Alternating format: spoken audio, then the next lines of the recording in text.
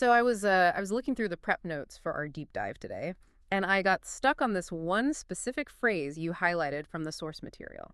It's a really strange one. The pleasure of a toothache. Yeah, it's a jarring image, isn't it? Just sort of stops you in your Oh. tracks. It sounds completely perverse, honestly. I mean, who enjoys a toothache? But the more I sat with it, the more I realized this isn't really about dentistry at all.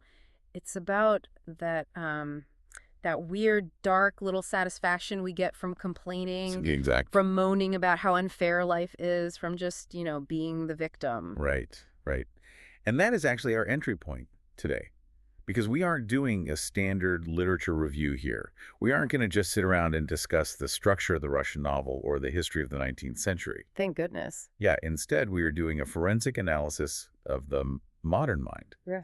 And we're using the works of Fyodor Dostoyevsky as the framework.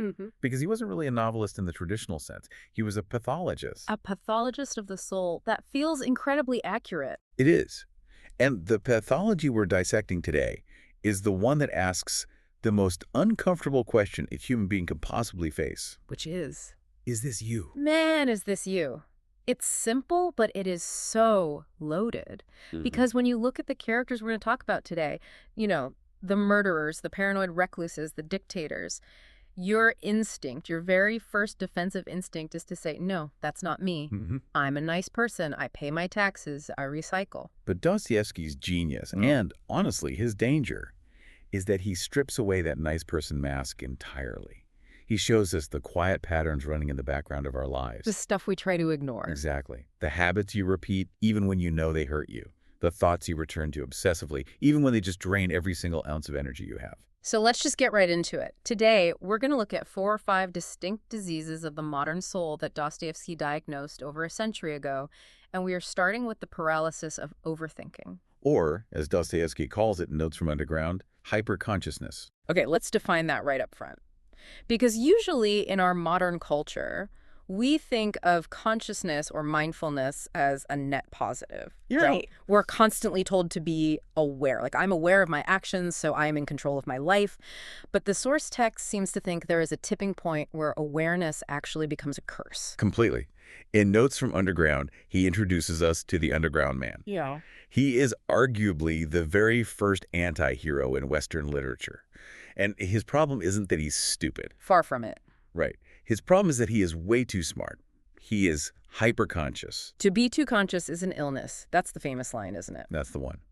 And we really need to distinguish this from normal consciousness. Because normal consciousness is direct. I am hungry, I will eat. I am angry, I will yell. It leads to an action. Exactly. Yeah. It resolves itself. But hyperconsciousness is a feedback loop. It's more like, I am angry, but why am I angry? Is it because I'm insecure?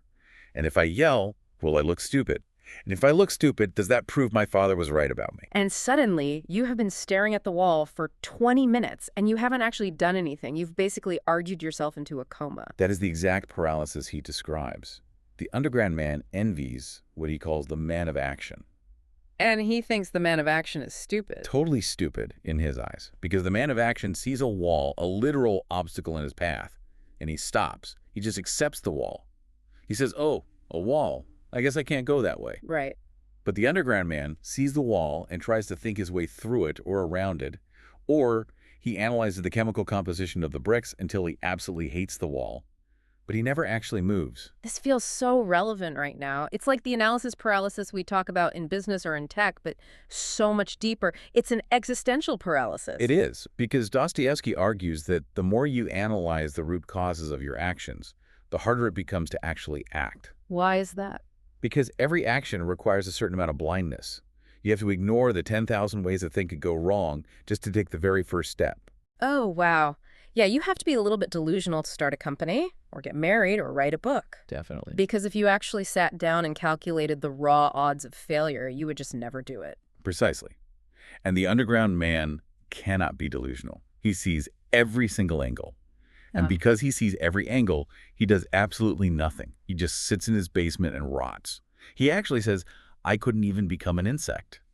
That line always stuck with me. I couldn't even become an insect. He means he can't even define himself, right? We can't say, and I am a bad guy. Yeah. Or I am a good guy. He can't say, I'm lazy or I'm ambitious. He is just this fluid, chaotic mess of conflicting thoughts. He is everything and nothing all at once. Which has to be exhausting. It's agonizing. And I think for you listening right now, that is a massive takeaway from this first part of our deep dive. Intelligence, without the courage to act, doesn't make you wise. It makes you volatile. It makes you resentful. It makes you resentful of the stupid people who are actually out there living life while you are just critiquing it from the sidelines. Exactly. The critic who knows exactly how the movie should have been made, but has never held a camera in his entire life. That is the underground man. But he's not just paralyzed. That's what's so fascinating. He's also weirdly rebellious. And this brings us to one of the most interesting concepts in Dostoyevsky's philosophy, the Crystal Palace. Ah, the Crystal Palace. This is crucial context to really understand the depth here. Give us the background on that. So, the Crystal Palace was a real building in London, built for the Great Exhibition of 1851. It was this massive, towering structure made entirely of glass and iron. Like a giant greenhouse. Basically. Yeah. And it represented the absolute pinnacle of science, reason, and industrial perfection at the time. It was sort of the Apple Park of the 19th century, a temple to the idea that technology and reason would eventually save us all. Exactly. It was a world where everything was calculated, transparent, and logical. It promised a future where human suffering would just be solved by math and engineering. And Dostoevsky? He absolutely hated it. Which seems so counterintuitive on the surface. I mean, who hates perfection? Who hates the idea of a world where everything just works? A human being who values their soul. Wow. Because Dostoevsky asked a very dangerous question. He asked, if the world is a crystal palace, if every single problem has a perfectly calculated mathematical solution, then what happens to free will? It disappears. Right. If 2 plus 2 always equals 4 and my life is just a math problem to be solved, then I am not a person anymore. You're a function. You're just a biological input-output machine. I call it being a piano key or an organ stop. If the world is perfect, I am just a key being pressed down by the laws of nature. I have absolutely no choice in the matter. I'm just playing the note I was physically built to play. And the underground man hates that idea. He despises it. He says something incredible here. He says that given the choice between a perfect, rational happiness and the freedom to act like an absolute lunatic, man will choose the lunacy. Just to prove he is the one driving the car? Yes. He literally says, I will smash the Crystal Palace just to stick my tongue out at it. He completely rejects the 2 plus 2 equals 4 logic. He wants 2 plus 2 to equal 5 sometimes, purely because it is his choice to say so. You know, this actually tracks with self-sabotage in a way I had never really thought about before. How do you mean? Well, I always used to think self-sabotage like procrastination or ruining a diet or texting a toxic ex was just weakness or maybe a fear of success. But you're saying, based on this text, it might actually be an assertion of self. Yep. Like a subconscious voice saying, I can ruin my own life, therefore I am in control of it. That is the scary nuance Dostoyevsky is pointing out. Chaos is the only thing the system cannot predict. Right. The system says you should sleep 8 hours, eat kale, save your money, and be polite. Yeah. That is the rational path. That is the Crystal Palace. So when you stay up until 4 in the morning doom scrolling, or you blow your rent money on something completely stupid. Deep down, your psyche is screaming, I am not a piano key. Exactly. I am a chaotic agent. So we would literally rather be miserable and free than happy and controlled. That is the fundamental Dostoevskian thesis. We value volition, the raw ability to will something into existence, far more than we value our own well-being. And let me tell you, that drives modern economists absolutely crazy. Oh, the economists hate this stuff. They love the rational actor model. They depend on it. Right. The idea that if I give you a spreadsheet showing that strategy A leads to more money and better health than strategy B, you will inherently logically choose strategy A. And history shows us over and over and over again that we don't. We choose war. We choose addiction. We choose pure spite. Yeah. Dostoevsky just laughs at the rational actor model. He says, show a man his best interests. Give him all the economic advantages in the world, and he will toss them aside just to prove he can. Okay, so if the underground man is the guy who refuses to participate in the system because he wants to prove he's free, Yeah.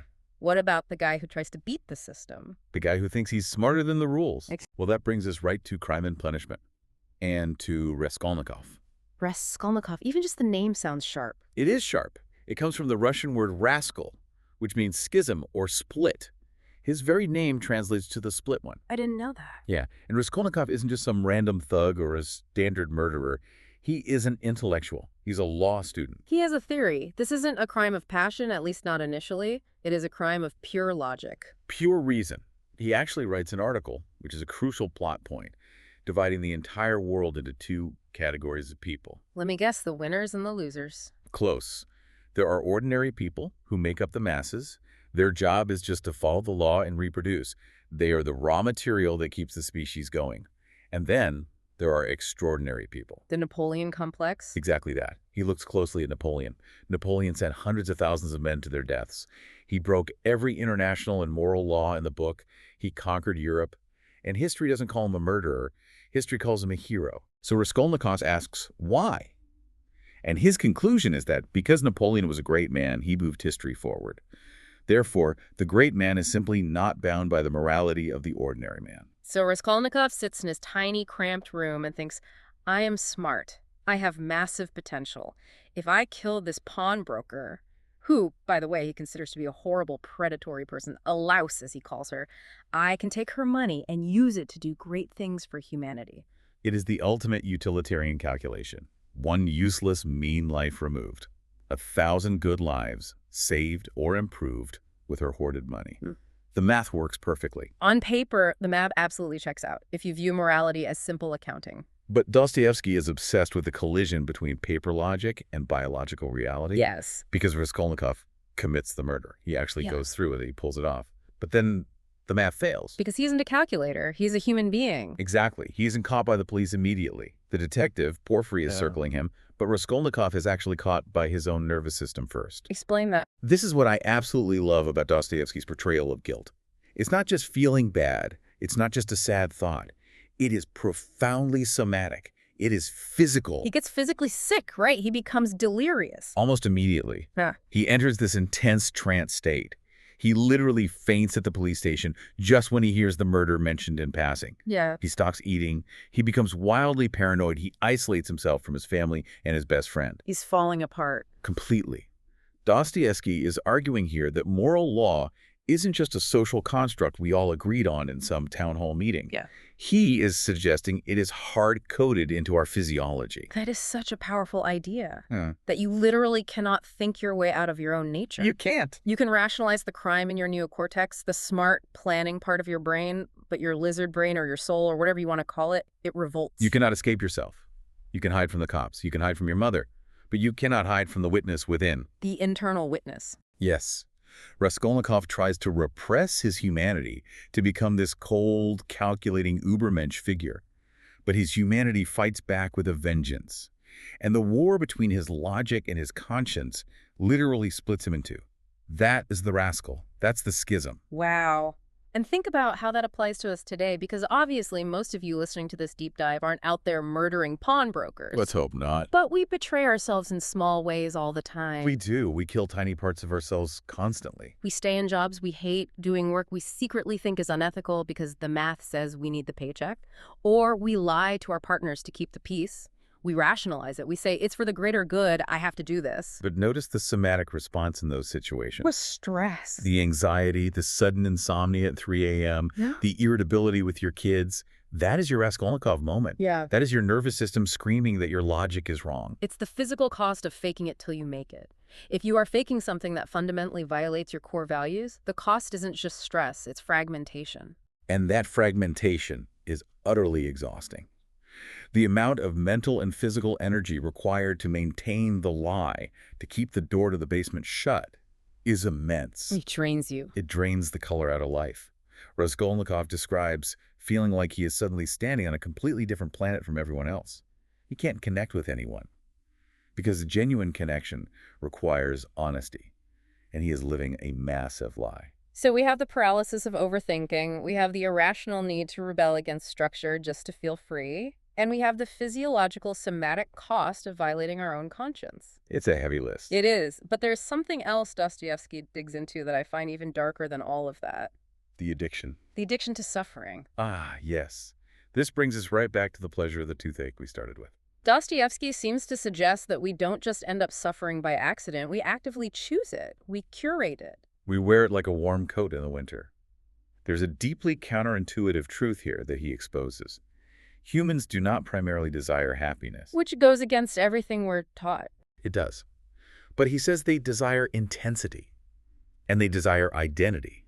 And suffering provides both of those things very efficiently. Pain is proof of existence. I hurt, therefore I am. Yeah. Think about the person in your life who is always in a crisis, or the person who just cannot let go of a grievance from 10 years ago. Why do they hold on to it so tightly? You know, I used to think it was because they just couldn't help it. They lacked the tools to move on. But this deep dive suggests it's because the grievance actually gives them something. It gives them the moral high ground. It gives them a permanent excuse. I can't succeed because I was wronged. I can't be happy because the world is fundamentally unfair. Right. Suffering is a fantastic, comfortable habitat for the ego. It completely absolves you of responsibility. Because if you are the victim, no one expects you to lead. No one expects you to fix it. It's a secondary gain. In psychology, that's the clinical term for it, right? You get a hidden benefit from the illness. Exactly. And for Dostoyevsky's characters, the benefit is very often familiarity. Suffering is safe. We know the rules of misery. We're used to it. Right. We know how to navigate a bad day. We know exactly how to navigate a screaming match with our partner. But happiness, real profound peace, that is the unknown. That is terrifying. It's the classic, better the devil you know. Precisely. To leave the suffering, to actually forgive the person, to quit the toxic job, to finally stop complaining, requires stepping into a complete void. Because who are you if you aren't the person with the toothache? Who are you without your trauma? That is a brutal question to ask yourself. If I magically take away your struggle today, what is left of your personality? And for a lot of people, the honest answer is, I don't know. And that blank space is scarier than the pain. Much scarier. So we cling to the pain, we pick at the scab to keep it fresh. Dostoevsky wants us to see this mechanism clearly. He wants us to catch ourselves in the very act of enjoying our own misery. Because until you see it happening, you can never stop it. Okay, so we cling to suffering because we fear the unknown. We fear the burden of having to define ourselves from scratch.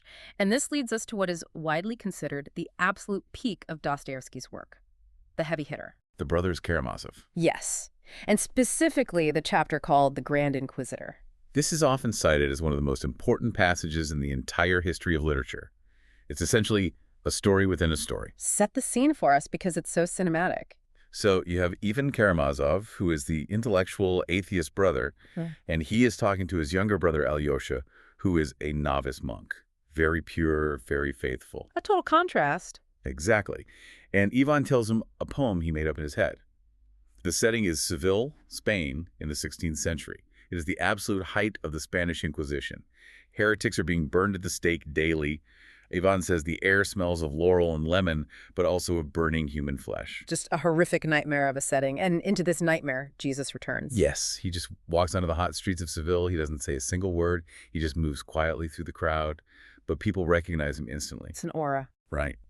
He heals a blind man. He raises a little girl from the dead right on the steps of the cathedral. The crowd is weeping. They are kissing his feet. It is this moment of pure, transcendent love. And then the Grand Inquisitor shows up and ruins the party. The cardinal.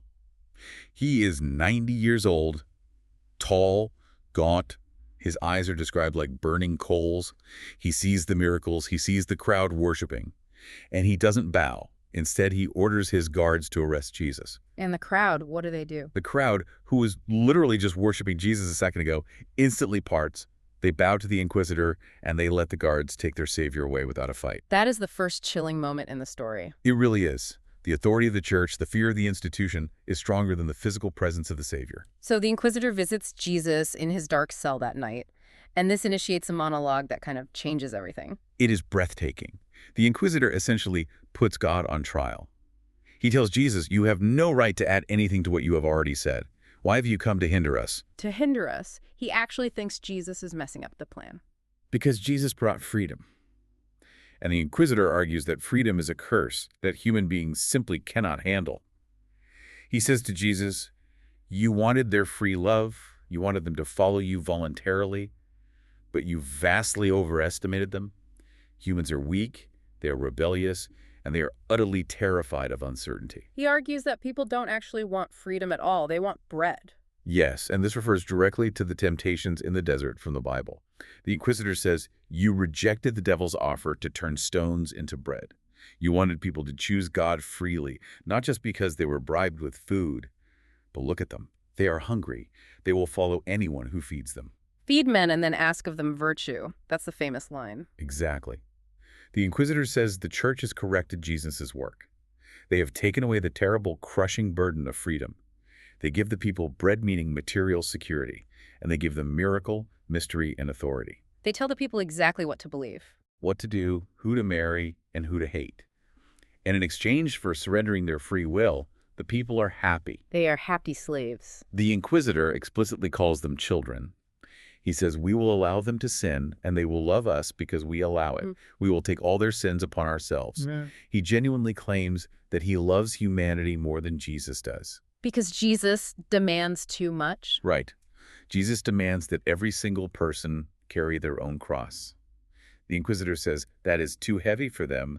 They will break under the weight of it. We will carry it for them. This is where it gets incredibly uncomfortable for the modern listener.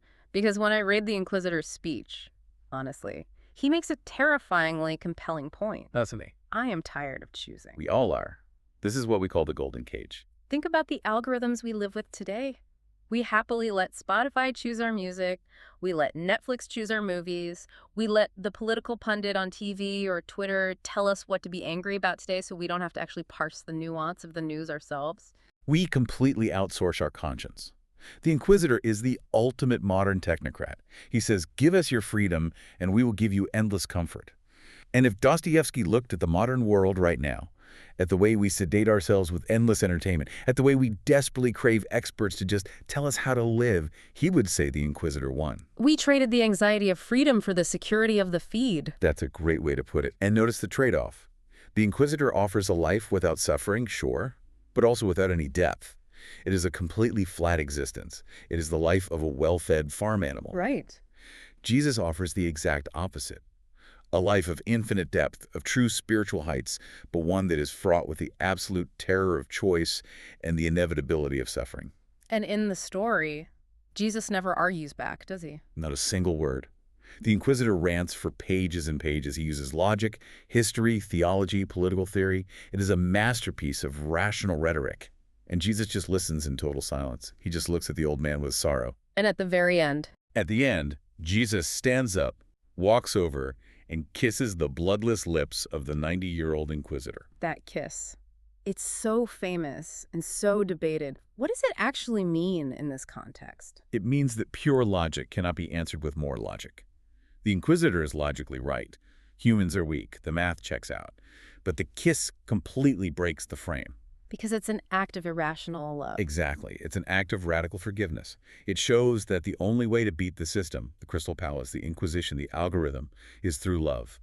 And not a sentimental Hallmark greeting card kind of love, but a difficult, active, suffering love that accepts the other person, even when they are your enemy. And how does the Inquisitor react to the kiss? He shudders. He opens the cell door and tells him to go. Go and come no more. He kicks him out because the system cannot tolerate the presence of true freedom. Freedom breaks the machine. Completely shatters it. So we have painted a pretty intense, somewhat grim picture of human nature here. We are paralyzed by our own minds. We are irrational rebels who break things just to feel real. We're biologically wired for morality, but we constantly try to cheat the system. We are addicted to our own suffering. And we are utterly terrified of freedom, constantly looking for a Grand Inquisitor to take the burden away from us. Yeah, it's a remarkably bleak diagnosis. It is. So where is the hope in all this? Where is the cure? The cure is the most unsettling insight of all, and Dostoyevsky comes back to it again and again in his final works.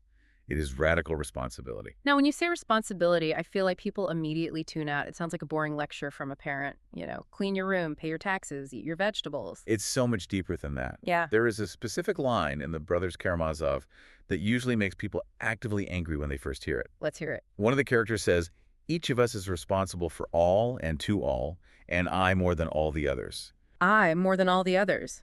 Yeah, that feels incredibly unfair. Why am I more responsible than the guy who actually caused the problem? Because it's not about fairness. That's the trick. It's about agency. Expand on that. Think about it this way. If you say, I am the way I am because of society, or I am unhappy because my parents messed me up, you are probably logically correct. But you are also entirely powerless. You're just a leaf blowing in the wind. Right. By shifting the blame, you give away all of your power. But if you say, I am responsible for how I react to my parents, I am responsible for the resentment I choose to carry, I am responsible for the mood I bring into this room today, suddenly the entire dynamic flips. You become the most powerful person in your own life. Exactly. More than all the others, isn't an accusation of guilt. It is a declaration of absolute independence. Wow. By taking the blame, you take the steering wheel. Correct.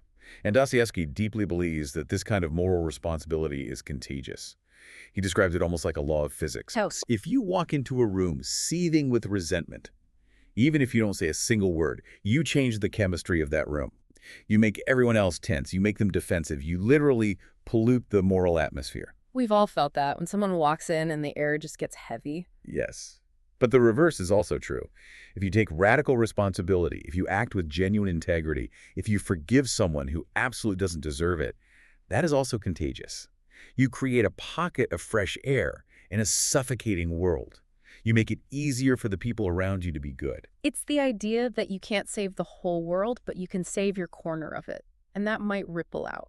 Dostoyevsky implies that the salvation of the world depends entirely on individual, private acts of responsibility, not sweeping political revolutions, not new systems, not crystal palaces. Just one person. One person deciding to stop lying. Yeah. One person deciding to stop being the victim. So if there is no grand inquisitor coming to save us, no perfect algorithm to fix our lives, we just have to answer for ourselves.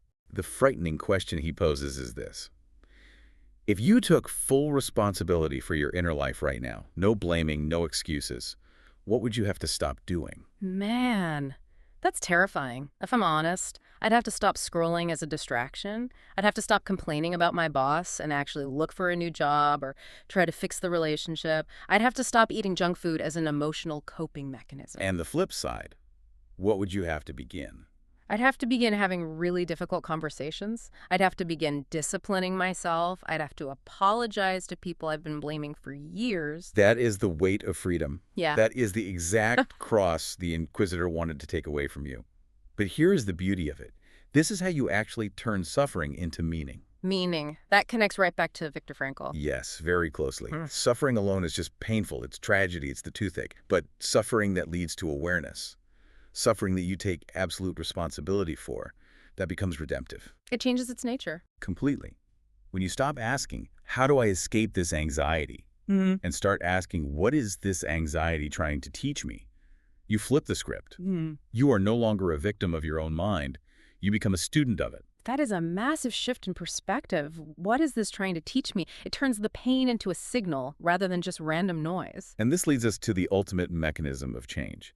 Because Dostoyevsky does believe in redemption. He isn't a nihilist, even though he explores nihilism deeply. Yeah. But the absolute, non-negotiable price of redemption is honesty. We have to stop the lie. The lie is the root of the rot. The lie that says, I'm fine, or it's their fault, or I'll do it tomorrow. The lie is what creates the split in Raskolnikov. The lie is what builds the basement wall for the underground man. So recognizing yourself in these broken characters we talked about today, in the underground man, in Raskolnikov, in the crowd worshiping the Inquisitor, that's not an accusation. No, it is an invitation. It is a profound invitation to stop living unconsciously. Truth, for Dostoyevsky, doesn't usually arrive as some warm, fuzzy feeling or a peaceful moment of clarity. It arrives as a disturbance. It shakes you awake. It arrives as that sick feeling in your stomach when you deep down that you are lying to yourself. And usually we try to numb that feeling. We run from it as fast as we can. We grab the phone, we grab a drink, we turn on the TV. But Dostoyevsky says that tension is the call to move forward. Lean into the disturbance. And here is the trap most people fall into when they finally feel it. They wait for the feeling of certainty before they act. Oh, guilty. Right. I'll apologize when I feel ready. I'll start the project when I feel inspired. I'll go to the gym when I have the energy. And Dostoyevsky says no. Action over certainty. Action always precedes motivation. You have to act yourself into a new way of thinking. You cannot think yourself into a new way of acting. Because if you try to think your way out, you end up like the underground man. Exactly. He thinks forever, and he never acts. The only way out of the basement is just walk over and open the door. Certainty follows action.